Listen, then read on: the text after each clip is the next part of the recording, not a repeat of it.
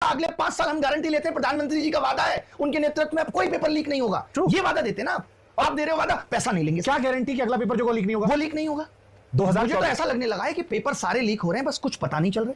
आप गेट का एग्जाम आपको पता होगा, कम लोग देते हैं, आवाज नहीं उठी। इस बार गेट के पेपर पे आ चाहिए। गेट कितना बड़ा एग्जाम होता है कि भाई गेट का पेपर लीक हुआ है, गेट वाले बच्चे चिल्लाते रहे, ना पेपर कैंसिल हुआ ना कुछ और।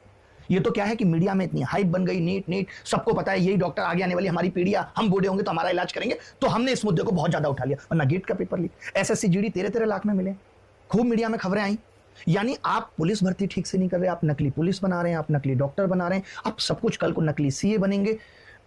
ऑलरेडी पॉलिटिशियन नकली हो ही गए, सब कुछ गिर रहा ही है, शेयर मार्केट गिर रहा है, नेताओं की भाषा गिर रही है। इस देश में उठ क्या रहा है ये समझ में नहीं आ रहा। वो भी आप कहते हो कि डिजिटल इंडिया का दौर है, ये चाहे तो एक सेकंड में पकड़ के इसको उसको उठा के जहां रखना चाहे वहां रख देंगे। इनको सब पता होता है, इनके पास हिसाब है कि राहुल गांधी कितनी बार विदेश गया है और कितनी उसकी कमाई है और कितना करोड़ उसने विदेश में खर्च किया है। आज आप देख रहे होगे यूट्यूब बीजेपी के हैंडल से, आज सब कुछ इनको पता है, हर एक चीज इनको पता है, बट ये नहीं देख पा रहे कि कौन पेपर लीक कर रहा है, एनडीए के कौन लोग हैं जिन्होंने इस पेपर को लीक। मैं अगर मोदी राहुल से आगे बढ़ के देखूं तो एक नेता की रैली होती है, पुलिस प्रशासन से कहा था जिम्मेदारी संभालो, मजाल है कोई आदमी अंदर घुस जाए, सवाल ही नहीं उठता। लाखों भीड़ आती है और एक हफ्ते में ऑर्गेनाइज होता है, सब कुछ ऑर्गेनाइज हो जाता है, ये कह दिया जाता है 2 महीने तक रहेगी। हाँ, लेकिन पेपर, मैं वही फिर से कह रहा हूं कि शिक्षा प्रायोरिटी में ही नहीं। तो इसका मतलब ये है कि अगर 10 साल में 90 पेपर लीक हो गए, 7 साल में 70 पेपर लीक हो गए, तो वो आपकी वो प्रायोरिटी नहीं है जो शायद किसी नेता की सिक्योरिटी प्रायोरिटी है। बिल्कुल, देश का भविष्य आपके लिए वो प्राथमिकता में आ ही नहीं रहा। और फिर आप कह रहे हो कि हम विकसित भारत बन जाएंगे। कैसे बन जाओगे? आप तो बेरोजगार भारत बना दोगे।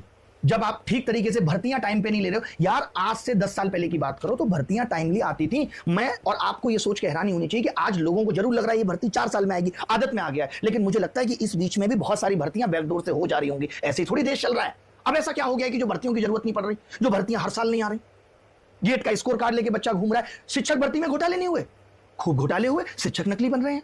कोई चीज है ही नहीं जो असली है।